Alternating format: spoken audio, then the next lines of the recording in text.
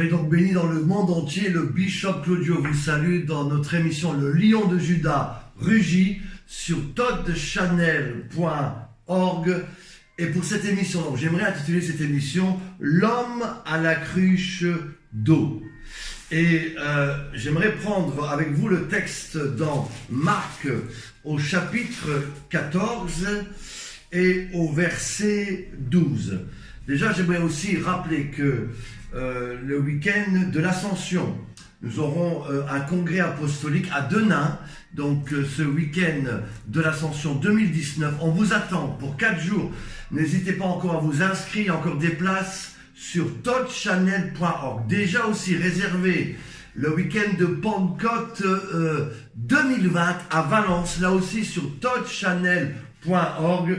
N'est-ce pas, vous allez être bénis par ces congrès que nous organisons. Je salue toutes les églises Todd, je salue les centres apostoliques du Jubilé en Europe et dans le monde. Voilà, que Dieu vous bénisse. Donc, l'homme à la cruche d'eau. Lorsqu'on prend ce texte, dans Marc, au chapitre 14, verset 2, on se rend compte que dans le premier jour des Pâques sans levain, où l'on immolait la Pâque, les disciples de Jésus lui demandèrent où allons-nous préparer cette Pâque. Alors qu'on vient de fêter il n'y a pas longtemps la Pâque, n'est-ce pas? Eh bien, c'est une bonne question. Il faut savoir qu'il y avait 3 grandes fêtes, n'est-ce pas, qui étaient fêtées chaque année à Jérusalem, où chaque juif devait monter à Jérusalem: la Pâque, la Pentecôte, Shavuot et Sukkot, tabernacle. Et on se rappelle aussi que dans Lévitique 23, ces 3 grandes fêtes faisaient partie des 7, ce qu'on appelle les 7 fêtes de l'Éternel: la Pâque, les pains sans levain, la gerbe des prémices, 4e, la Pentecôte, 5e, fête des trompettes, 6e, Yom Kippour, fête des expiations, et évidemment la fête des tabernacles en numéro 7. Donc la Pâque, qui signifie aussi en hébreu Passover, n'est-ce pas, c'est un moment de passage pour passer de la mer Rouge, n'est-ce pas, à la terre promise. C'est-à-dire, n'est-ce pas, dans la Pâque juive, c'est véritablement cette libération pour aller dans la terre promise. Et la Pâque chrétienne, c'est le passage de la mort à la vie, où Jésus est mort, mais le 3e jour, il est ressuscité. D'ailleurs, j'aimerais vous dire que cette année, c'est l'année où tu vas passer de la maladie à la guérison. Tu vas passer des doutes, n'est-ce pas, à ta bénédiction. Tu vas passer d'un carrefour d'incertitude au plan parfait de Dieu pour ta vie. Oui, il leur dit: allez me préparer la Pâque. Et là, vous allez aller dans cette ville, n'est-ce pas? Et là, vous rencontrez un homme portant une cruche d'eau. Dieu donne des directions. Il va dire: allez là, dans ce village-là. Comme dans Matthieu 21, allez dans ce village, vous allez rencontrer un âne que personne n'a encore utilisé. Ou dans Acte 9, 11, où Dieu va dire à Ananias: lève-toi, va dans la rue nommée la droite, et cherche dans la maison de Judas un homme nommé Saul de Tarse. Mes amis, Dieu est précis. Dieu connaît ta vie. Dieu sait où tu habites. Il n'y a pas longtemps, Dieu nous a dit: va à Waterloo. Et là, on a rencontré sur le Lion notre frère David, qui maintenant collabore avec nous. D'ailleurs, je le salue, n'est-ce pas, grandement. N'est-ce pas? Va dans ce village. Là, tu vas rencontrer un homme qui porte une cruche d'eau. Un homme qui porte une cruche d'eau. C'est le thème de notre message aujourd'hui. D'abord, c'est quand même surprenant. Il va dire: va au village, et là vous allez rencontrer un homme qui porte une cruche d'eau. Généralement, surtout à cette époque, c'était les femmes qui portaient les cruches d'eau. Mais là, eh bien, c'est un homme. Peut-être que Dieu a dit ça pour que directement, de loin, ils peuvent le distinguer, afin, n'est-ce pas, qu'il puisse être reconnu. Mais là aussi, on voit aussi, peut-être aussi, que cet homme, c'était pas n'importe qui. C'était un homme qui était prêt à obéir à Dieu, à faire toutes sortes de tâches qu'on lui demandait, quelles qu'elles soient. Il obéissait, n'est-ce pas? Il y a quelque chose aussi, peut-être que Dieu veut nous montrer par rapport au caractère de l'obéissance, de l'humilité de cet homme. Il y a peut-être aussi un mystère qu'on apprendra plus tard, qu'on comprendra plus tard. Pourquoi Dieu a choisi cet homme, n'est-ce pas, pour porter cette cruche d'eau. Oui, un homme portant une cruche d'eau. Allez vers cet homme. Il s'agissait de Pierre et Jean, que Dieu va leur dire: allez chercher, vous le trouverez, n'est-ce pas, comme dans Jean 4, Jésus va rencontrer cette Samaritaine qui avait cette cruche, n'est-ce pas, cette cruche d'eau, n'est-ce pas, et là on voit la gloire de Dieu, et dans ce symbolique terrible, j'aimerais vous dire ceci, Dieu a toujours un plan, et dans ce plan, il veut nous conduire, va au village, et là, n'est-ce pas, vous allez rencontrer un homme portant une cruche d'eau. En hébreu, eh bien, la cruche signifie la parole. Le chiffre 24 en hébreu signifie les Écritures. En fin de compte, cet homme, n'est-ce pas, qui portait cette cruche d'eau, c'est un homme qui porte les Écritures en lui. C'est pour cela que Dieu, Jésus, va leur dire, suivez. Quand vous verrez cet homme qui porte les Écritures, c'est-à-dire qui connaît la parole de Dieu. Pour cela que si tu dois suivre quelqu'un, si tu dois suivre une personne, assure-toi que cet homme qui va te guider connaît les Écritures. Aujourd'hui, il y a toutes sortes de personnes qui suivent n'importe qui comme des aveugles, le suivant des aveugles. Mes amis, Dieu te demande, plus que jamais aujourd'hui, alors qu'on est dans les derniers temps, de suivre les hommes qui étudient la parole, qui connaissent la parole, pas des faux prophètes, pas des faux ouvriers, pas des voleurs du temple, pas les renards, n'est-ce pas, des hommes, des vrais, qui connaissent profondément les Écritures, qui comme les fils d'Isaacar discernaient, n'est-ce pas, les temps, les circonstances, comme les fils de Béré qui étudiaient les Écritures. Oui, si tu vois cet homme-là, suis-le, parce que la Bible déclare que ta parole est la vérité, n'est-ce pas? Paul va dire, je garde cette parole près de moi, David, je la serre près de mon cœur. Oui, la parole, c'est la parole qui nous rend libres. Ta parole est une lumière sur mon sentier. Ta parole, n'est-ce pas, donne la guérison. Ta parole donne, Seigneur, la liberté. Oui, ta parole est la vérité. Ils connaîtront la vérité et la vérité vous affranchira. Oui, cet homme qui portait une cruche d'eau, n'est-ce pas, représente aussi au travers de cette eau qu'il y avait à l'intérieur, eh bien, le Saint-Esprit. Donc c'est pas seulement un homme qui porte la parole, mais c'est un homme qui porte l'Esprit de Dieu en lui. Oui, le Saint-Esprit te conduira dans toute la vérité. Donc Ésaïe 61, l'Esprit du Seigneur est sur moi, parce qu'il m'a oint pour apporter une bonne nouvelle aux pauvres, pour libérer les captifs, pour publier une année de jubilé, de grâce, n'est-ce pas? Oui, que celui qui a soif, qu'il vienne à moi et qu'il boive, et des fleuves d'eau vive, n'est-ce pas, vont couler de son sein. Oui, il y a une onction. Dieu te demande de suivre un homme qui a la parole et l'onction. Oui, la parole et la puissance du Saint-Esprit. Oui, l'homme qui portait cette cruche d'eau. On voit aussi avec le prophète Élie qui dit, va chercher moi d'abord un vase, n'est-ce pas, et Dieu va multiplier ce vase d'huile, 1 Roi 17, 1 Roi 18, 34, lorsque Élie va faire tomber le feu sur l'Holocauste, sur les 850 faux prophètes, la Bible dit qu'il a mis 12 cruches d'eau, 12, comme celle-ci, remplie d'eau, mes amis. Oui, un homme qui porte une cruche d'eau. 1 Roi 18, 34. Mes amis, il a pris 12 cruches d'eau, remplies d'eau, mes amis, pour mettre sur l'Holocauste. Il a dit, si le feu de Dieu tombe et consume Dieu, alors vous saurez que Dieu est Dieu. Et Dieu, mes amis, est Dieu. C'est le Dieu d'Abraham, d'Isaac et de Jacob. 1 Roi 19, 5. L'ange apporte aussi à Élie un gâteau et une cruche d'eau. 1 Roi 19, 5. Oui, l'homme a la cruche d'eau.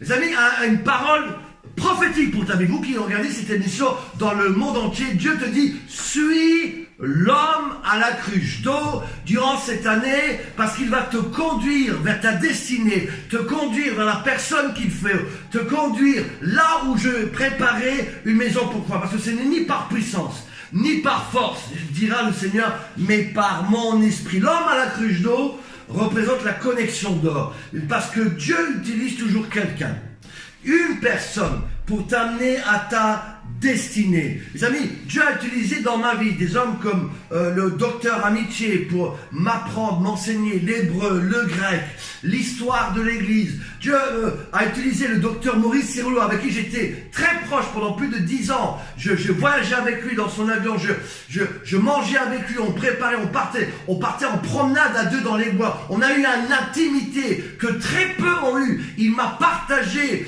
mais ça, les différents manteaux d'onction, les secrets du ministère. Et donc Dieu m'a envoyé vers cet homme, comme aussi à Mexico City, avec le Seigneur, cet homme de Dieu, Fernando Souza, qui m'a donné aussi les clés pour l'onction, les clés pour la révélation. Oui, Dieu nous envoie toujours vers des hommes qui ont une cruche d'eau, afin de nous conduire vers notre destinée. Que Dieu t'amène maintenant vers ta destinée. Vous qui regardez cette émission, toi, en Europe, n'est-ce pas, en Afrique, aux États-Unis, en Australie, sur les îles, il y a un homme avec la cruche d'eau que Dieu envoie vers toi. Suis-le, n'est-ce pas, il va te conduire là où tu dois aller. C'est quelqu'un qui a la parole et l'esprit. Quelqu'un qui a la connaissance, n'est-ce pas, et l'onction. Quelqu'un, mes amis, qui connaît les véritables secrets de Dieu. Oui, Don Nadji va dire, un homme instruit, c'est bien.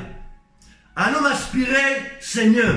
Mais un homme instruit et inspiré, mes amis, c'est le mieux de tous. C'est l'homme à la cruche d'eau. Va vers ta destinée, va vers ta guérison, ta liberté, ta bénédiction, vers tes finances, ta maison, ta voiture, ton église, ton mariage, tes enfants. Mes amis, Dieu envoie quelqu'un, n'est-ce pas, pour te conduire comme Abraham envoie son serviteur pour lui trouver une femme pour son fils Isaac. Dans Genèse 24, il lui donne une mission et cet homme arrive, il arrive devant, n'est-ce pas, un petit lac, il y avait différentes femmes. Il dit au Dieu, que je ne me trompe pas, donne-moi un signe et que c'est la dame qui va prendre sa cruche et la remplir d'eau, ça soit celle que j'ai destinée pour être l'épouse, n'est-ce pas, de mon fils Isaac. Oui, Dieu envoie des hommes à la cruche d'eau,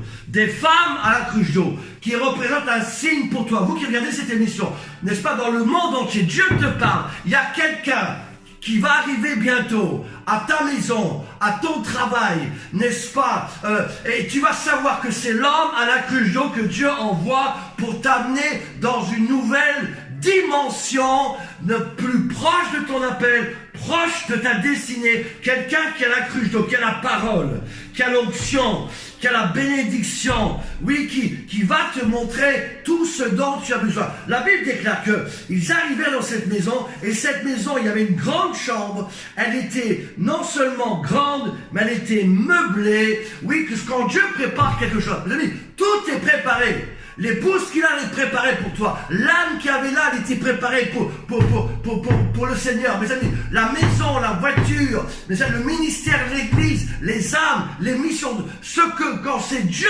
mes amis, alors les choses sont préparées. Oui, Dieu prépare d'avance des œuvres qu'il a préparées pour tous ceux qu'il aime. Et tout était prêt, la maison était toute prête. Dieu, n'est-ce pas, t'envoie, n'est-ce pas, dans cette maison, parce qu'il a quelque chose à faire. Oui, c'est une gloire de Dieu de voir cela. Même le maître était au courant. Les amis, tout était préparé. Le propriétaire a laissé la maison. Il l'a prêtée. Il peut aussi la donner. Les amis, lorsque Dieu parle, et il met tout en œuvre pour que son plan s'accomplisse dans ta vie, l'or et l'argent appartiennent à Dieu, et j'envoie vers toi les hommes de connexion, les hommes de bénédiction, les femmes de bénédiction. Oui, il y avait dans le premier miracle, Jean 2, mes amis, dans le premier miracle des noces de Cana, 6 jarres remplis, mes amis, de grâce, et Dieu va leur dire, remplissez d'eau, n'est-ce pas, c'est 6 jarres qui représentent les 6000 ans, n'est-ce pas, et là il y a quelque chose aussi de prophétique, parce que Dieu va transformer l'eau en vin. Il y a la gloire de Dieu vers l'homme qui porte cette cruche d'eau, oui, il va t'amener à un endroit où il y a la gloire, parce que l'eau va se transformer en vin, et le vin, on sait que c'est aussi le signe de la table du Seigneur, de la Sainte Seine. Pour cela que cet homme à la cruche d'eau va amener les deux apôtres à l'endroit où Jésus va faire son dernier repas, le repas, n'est-ce pas, pascal, le dernier repas, la Sainte Seine. Il va partager le pain et le vin, vous avez, de manière prophétique, parce que c'était les dernières paroles que Dieu allait lui donner. C'était une mission importante. Et donc, il confie un homme à la cruche d'eau pour que ces deux serviteurs ne se trompent pas d'endroit. Et il arrive là où la Sainte Seine, cette dernière scène, va être donnée, où Dieu va donner ses instructions à ses apôtres, même si on va voir que l'un d'entre eux va le trahir. Et même si dans ta vie, tu as eu des trahisons par des lâches, par des traites, sache, continue, ne t'arrête pas. D'abord, malheur par qui le scandale arrive, ces gens-là vont être jugés sévèrement. Ceux qui divisent les églises, les loups dans la bergerie, les renards qui viennent voler, les gens à droite, à gauche, les brebis, les amis, des gens qui ne sont même pas capables de sauver une âme quelque part, qui ne sont rien, des faux prophètes, des manipulateurs. Dieu va les juger sévèrement. Mais toi qui sers le Seigneur avec humilité, avec sincérité, sache que même si tu as eu des trahisons, Dieu va te renvoyer quelqu'un d'autre. Parce que le 12e apôtre, d'ailleurs, va être remplacé par quelqu'un. En tout cas, l'homme à la cruche d'eau amène les deux apôtres à l'endroit où il fallait. Et je t'annonce que tu arrives bientôt à cet endroit, ce village, cette ville, que Dieu a destiné pour toi, cette personne. Il y a une connexion qui arrive, je le sens. Alors que je prêche cette parole. Ceux qui m'écoutent, Dieu te dit, tu es tout proche d'une connexion en or, d'un mariage, d'une relation d'affaires, d'une grande amitié avec quelqu'un, d'une vraie amitié. Parce que toutes les fausses amitiés bâties sur des choses qui n'ont pas de valeur vont partir. Les relations, même au niveau des ministères qui sont bâtis sur les intérêts, vont disparaître. Seules les vraies relations vont démarrer. Oui, reçois cette connexion d'or qui va guérir toutes tes blessures, toutes tes déceptions. Oui, Dieu est en train de bâtir une armée. Oui, Dieu lève une armée, n'est-ce pas? Si vous n'avez pas encore mon livre, commandez-le sur touchchannel.org. Dieu lève une armée avec les vrais adorateurs qui m'adoreront en esprit et en vérité. Oui, n'est-ce pas? Il y avait cette mission de cette grande Pâque, de cet grand repas, le dernier grand repas. Et là, on va aussi comprendre pourquoi cet homme, eh bien, a porté une cruche d'eau. Oui, lorsque vous verrez l'homme à la cruche d'eau dans le village, suivez-le. Ne discutez pas, même si vous ne comprenez pas tout. Si Dieu te parle, agis. Si Dieu te parle, obéis. Parce que Dieu sait exactement ce qu'il va faire, même si toi tu ne le sais pas encore. Les amis, Dieu connaît toutes choses. Oui, fais un pas dans l'obéissance, dans la foi. Dieu va te bénir. Quelque chose de prophétique va se passer. Parce que dans cette dernière repas, Jean 13, alors que ses disciples sont à table, il va bientôt mourir, ressusciter. Il va faire un acte prophétique extraordinaire. Il y avait des gars qui va se lever, il va prendre la cruche d'eau que cet homme a portée. Après, il va s'abaisser, il va se mettre à genoux, il va commencer à nettoyer les pieds des disciples avec cette eau que cet homme avait apportée. Oui, la mission de cet homme était en fin de compte d'apporter cette eau pour que Jésus puisse laver les pieds des disciples. C'est pour cela que Jésus tenait à ce que tout soit fait comme il l'a demandé. Mes amis, il y a de l'ordre dans la maison de Dieu. Aujourd'hui, plein de gens mettent du désordre. Chaque chose a une importance. Il n'y a pas de détail avec Dieu. Tout doit être fait comme Dieu le désire. Dieu a dit à Moïse, tu construiras le tabernacle selon le modèle que je t'ai montré sur la montagne. Ne rajoutez pas des choses. Ne retranchez pas des choses. Faites exactement comme il vous dira. Marie va dire aux disciples, aux noces, faites exactement tout ce qu'il vous dira. Ne discute pas, arrête de parler, de raisonner, parce que tes pensées ne sont pas les pensées de Dieu. Vous savez, Dieu a un plan pour toi qui est meilleur, bien plus grand, bien plus fort que ce que tu peux penser.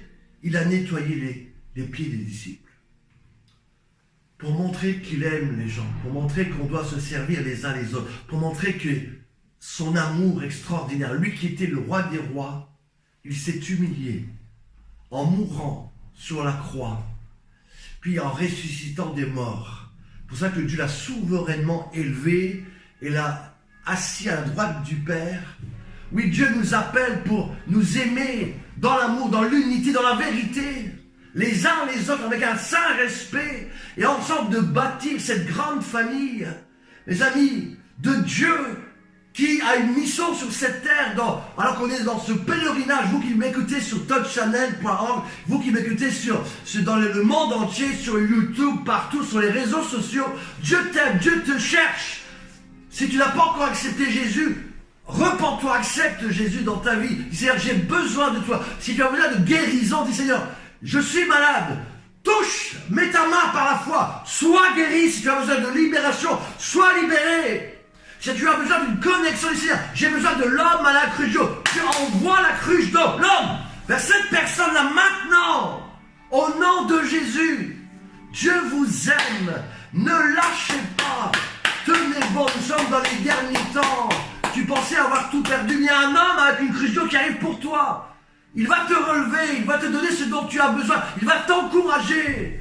Il va te relever, il va t'aider pour que tu ailles vers ta destinée. Il y a une étoile sur toi, un ministère sur toi, un appel sur toi. Dieu t'aime. Oui, soyez encouragés. Le bishop Kojo vous aime. Allez sur notre site touchchannel.org. Nous avons des églises à Bruxelles, donc 11h30 au Verez, la porte de Bruxelles, sur Denain, tous les dimanches 17h30. On a les églises Todd, Namur, Valence, n'est-ce pas, Paris, en Afrique, sur Togo, Centrafrique, le Congo, il y a dans différents pays, mes amis. Que Dieu vous aime. Le bishop Claudio vous salue. À très bientôt. Le lion de Juda rugit. Shalom.